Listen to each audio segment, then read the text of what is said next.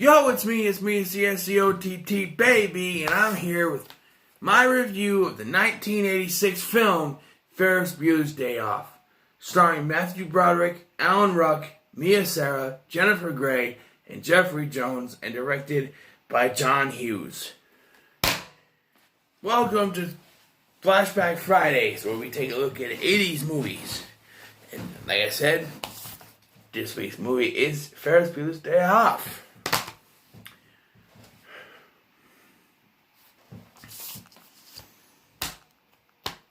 Goodbye!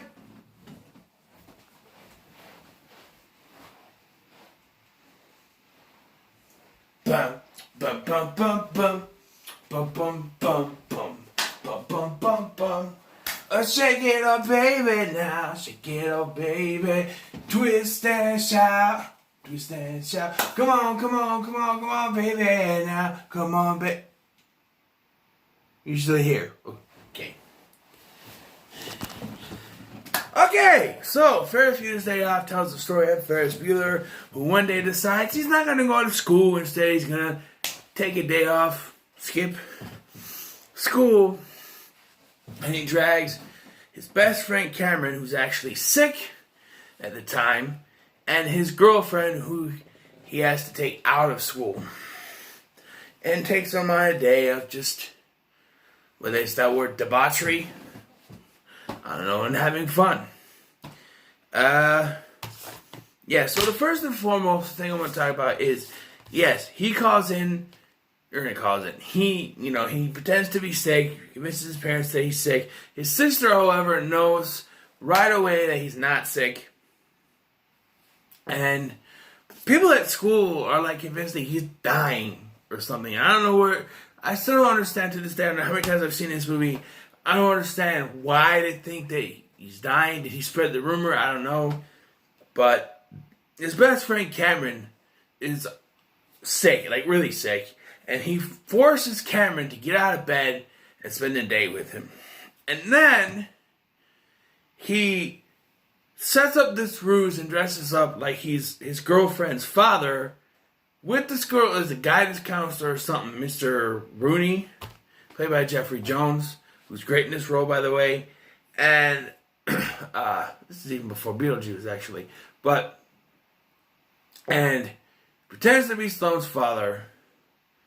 And, I mean, he has Cameron do the voice on,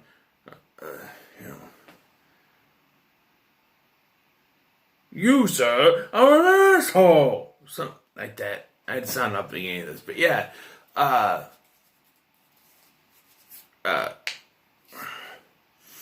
And he drags these two along, and by the end of this film, I don't know, maybe he should be in jail. Oh, he's a minor. Matthew Broderick was 24 years old the time this movie came out. Alright? Alan Ruck was pushing 30, and Mia Sara was like 19 years old. And it's weird because she actually looks older than Matthew Broderick. I was like, because they're sitting there like, oh, there's a scene where he asked if she wants to get married, and she's like, no, we're too young, I have my whole future. I'm like, you're too young, but you're like 25. I was talking about her. Little did I know I was closer to Matthew Broderick's age, which was 24 at the time, and she was actually 19, but she looks older than him for some reason. I don't know. And Alan Ruck, yeah, he was pushing 30 at the time. In this Jeffrey Jones side plot that they got going on with Mr. Rooney, where he's trying to find proof that Ferris Bueller is skipping school. And he's... Okay, so... My problem with this is that... Okay, so the sister comes home, and Rooney's at the house, and she freaks out, and she goes off on him. And then when she calls the police, she says there's some stranger in her house. He's a school guidance counselor. Wouldn't she know who he was? And then, okay, well, that was the problem with it. She calls the cops and says there's some intruder in her house some stranger. And he takes off. So when the cops get there, he's not there. So they arrest her? Now they say, oh, you were lying to us about someone being in the house. Okay. But the normal procedure would be, she would say, there was someone in my house. He scared me. He took off. He left. They wouldn't arrest you for him not being there because there's an explanation that he took off as soon as she got home. Why was she arrested? Because she lied to the... It doesn't make any sense. It makes no sense. She gets arrested and put on a couch with Charlie Sheen. And yes, he actually has a cameo in the film. But she gets arrested. And she's the one that gets in trouble. And maybe that's the funny part, I don't know. But she's the one that gets in trouble for something she didn't really do. And Ferris Bueller's out there skipping school and stuff. I don't know. Like, that just never made any sense to me how she calls the police saying that there's an intruder in her house. And when they get there, he's gone. But they arrest her because she supposedly lied about it. We're not, stupid cops aren't going to think, oh, he ran off when she got home. No, just like, you lie, you're under arrest. What? I don't know. It makes no sense whatsoever. Also, okay, so there's the scene I was doing a parody of where he's, Ferris Bueller shows up on parade float. He starts singing Donkey Shane, which is not sung by Wayne Newton for some reason. It's a woman, which, I don't know. He has that playing on the record earlier, and then he starts singing, Twist and Shout by the Beatles. Here's my problem. When he's singing Donkey Shane, Cameron and Sloane, they come up to the float and are trying to talk to him, and the security guy comes out and starts pushing them away. But Ferris isn't supposed to be in the parade either. Why is he not taken down too? Surely the security guards know who is and is not supposed to be in the parade. Some dude in a sweater vest singing Donkey Shane and Twist and Shout obviously isn't supposed to be in there, but everybody likes it, so just leave it alone. But it's just, watching it this time, how the security guard comes over and starts pushing them away and trying to take them away from, like, okay, they get in trouble for standing there, but it's confusing.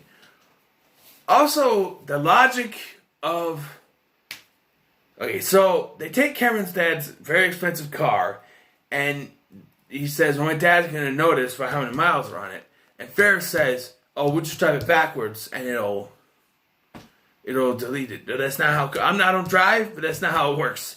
And lo and behold, they have some common sense in this movie, and it doesn't work.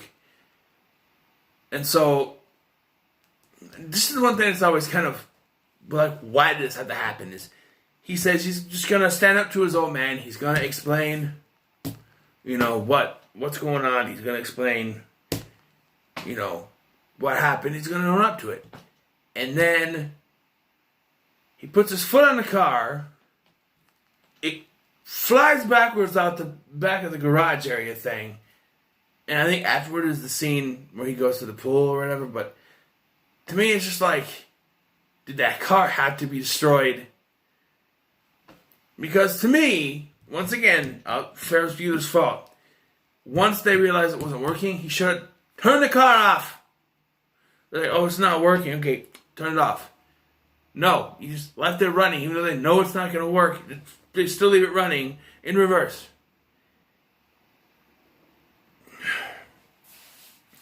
Now, you know me, I talk about movies that I love. I love this movie, but there are some inconsistencies in the plot and in common sense. Like, okay, the sister Jeannie, she's on a race to get home to prove that Ferris was skipping school. Because she comes in, she kicks the door, pops open the prop thing, and she's, when Ferris is running home, Jeannie is driving home, but in her mom's car, she's driving, but her mom's car, I don't know. And she sees it, and she's like racing him home, basically. And she gets home before he does. And he gets cornered by Mr. Rooney, and she still covers for him. And still lets him get up there before the parents do. So what was the whole point of the race to get home first? And then, going back to my previous statement, she freaks out, calls the cops, and says that there's some stranger in her house. But then, in this scene, she acts like she knows who Mr. Rooney is. She said, "Oh, Mr. Rooney, thank you for bringing him home. He's very sick. He was supposed to go to the hospital." But she earlier said it was a stranger. It doesn't make any sense. And did anyone think that perhaps, like, there's the scene before the whole "they get a baby" nap scene, when it's even after that, when it's playing, the Donkey Channel starts playing in the background, and Sloane and Cameron are talking, and it seems like there's some kind of little romantic thing going on there. Nothing comes of it, of course. But my problem with this scene is that the way they were moved and the way they were walking doesn't make any sense. So, okay, let's say this is the float, and they're standing here, right? And they're standing here, and they're pulled away, this way. The next thing you know, they're walking this way towards me, right? That's where the camera was pointing, and they look that way, or that way. Hold on. And they see the float thing going on. But there's no crowd. There's just them walking, and they look that way. From where I'm sitting, anyway. And they see the thing, but no crowd. Like, they should be on the other side of the crowd that's watching, right? When they look that way, they just see the... I don't know. It's very confusing. There's also the scene where Ferris's father almost catches them, but doesn't, because Sloane's wearing sunglasses. He should know what his son's girlfriend looks like. She's sitting there wearing sunglasses and kind of flirts with him, but he should know what she looks like, right? It's not a Superman Clark Kent thing where she wears the sunglasses and you can't recognize who it is. I don't know. Hey, I'm not trying to bash this movie. I'm just pointing out inconsistencies. All right.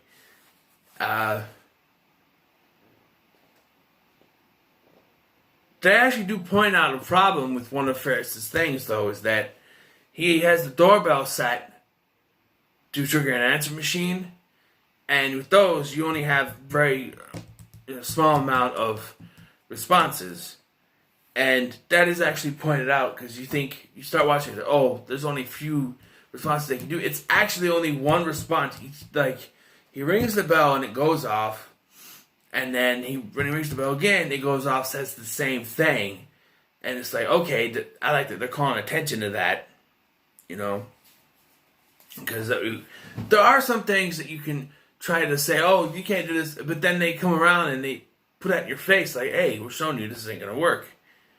Like for the whole thing, like, oh, you can't skip school without getting caught. And that's true. Like, he gets caught by Mr. Rooney, but yet that gets still, turned around on its head, and he technically still doesn't get caught, which is weird. And then there's this post-credit scene where Mr. Rooney has to get on the bus.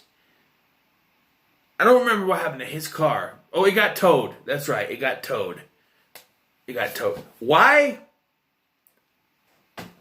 Because I wanted to tow it, I guess. I don't know. It got towed, and he has to ride the school bus, which by this time wouldn't have any kids on it, because school is done with. Because Jeannie came home, gotta be at least an hour and a half, 2 hours before this. And school was at that point, right? But the school bus picks him up, and there's still kids on there. 2 hours after school is done? Or did Jeannie leave school early? Because I always thought it was just the end of the day. And maybe she left school early and I'm just overthinking it. I don't know. But yeah, this movie's pretty good. I really enjoy it. The music, the atmosphere, the characters, very good. Yeah, look at this. Look at this picture. And look at Matthew Broderick and look at Mia Sara. Which one do you think would be older? You know. You know, it's amazing. I had a friend once who, when he shaved, it looks like he was 16 years old. And even, we were in a liquor store one time. He was maybe 24 years old at the time. And he shaved. And they yelled at him because they thought he was a minor. This is the Walmart liquor store, by the way. And the lady in there was a bitch. But she like, I need to see everyone's IDs now. And then when I took my ID out, she didn't even look at it. Like, because my friend at the time, he just shaved. So he looked like he was 16.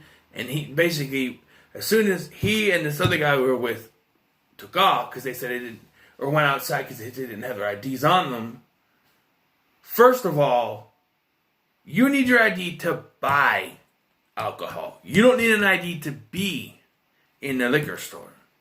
As long as you're with someone who's over the age of 21, you should be fine. This lady was just a bitch. I'm just saying. Because when I was younger, I used to go into the liquor store with my mom. And there was nothing. You know. But the lady just freaking out. You know. I need to see everyone's ID now. And took mine out. She didn't even look at it. She just, you know.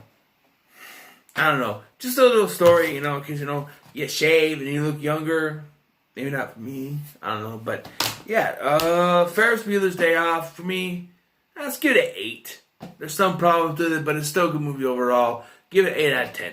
So what are your thoughts on Ferris Bueller's Day Off? Let me know in the comments below. Like, share, and subscribe. I'll see you in the next one.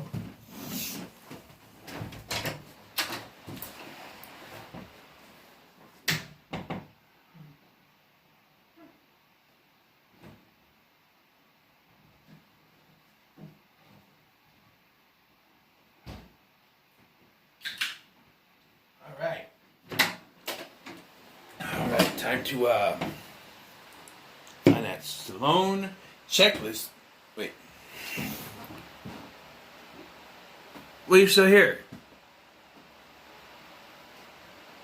The review's over.